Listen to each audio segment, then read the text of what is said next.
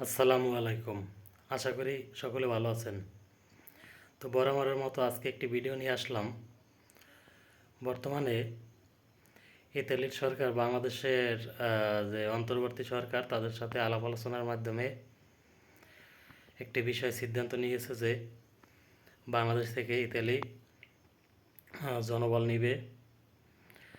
তাদের দেশে জনবলের সংকট দেখা দিয়েছে।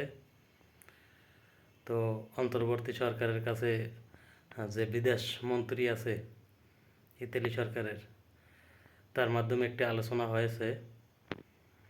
তো সবাই প্রস্তুতি নিতে পারেন, যাদের পাসপোর্ট করা নেই তারা পাসপোর্ট করে দ্রুত সাথে রাখবেন, এবং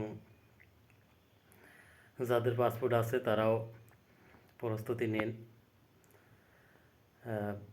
বাংলাদেশ থেকে তারা জনবল নিবে, তাদের জনবল সংকট রয়েছে।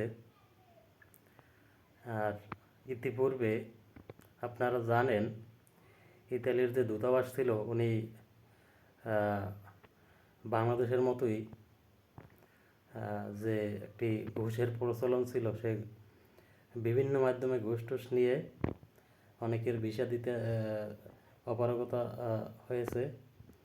তো তাকে ইতিমধ্যে বাংলাদেশ থেকে সরিয়ে দেওয়া হয়েছে। বর্তমানে নতুন লোক দিয়েছে তারা।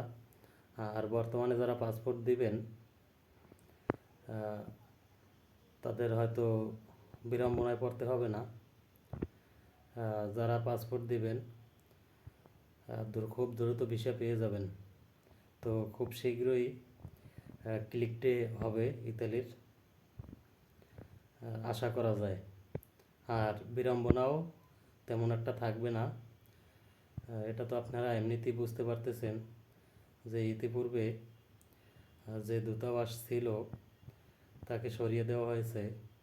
সে বাংলাদেশের যে এম্বাসি ছিল তাদের সাথে আঁতত করে বিভিন্ন লোকজনের কাছ থেকে টাকা পয়সা নিয়ে কাজ করতে না, এবং তাদের বিড়ম্বনা সৃষ্টি করতে। তো যার জন্য অন্তর্বর্তী সরকার এই বিষয়টি নিয়ে গুরুত্ব দিয়ে আলোচনার মাধ্যমে সমাধান করার চেষ্টা করেছে। আর বাংলাদেশ সরকারের কাছে আমাদের দাবি থাকবে ইউরোপের বিভিন্ন কান্ট্রির ওয়ার্ক ভিসা এবং স্টুডেন্ট ভিসা যাতে সহজ করা হয় বাংলাদেশ থেকে, এবং বাংলাদেশ থেকে যাতে সহজে যাওয়া যায়।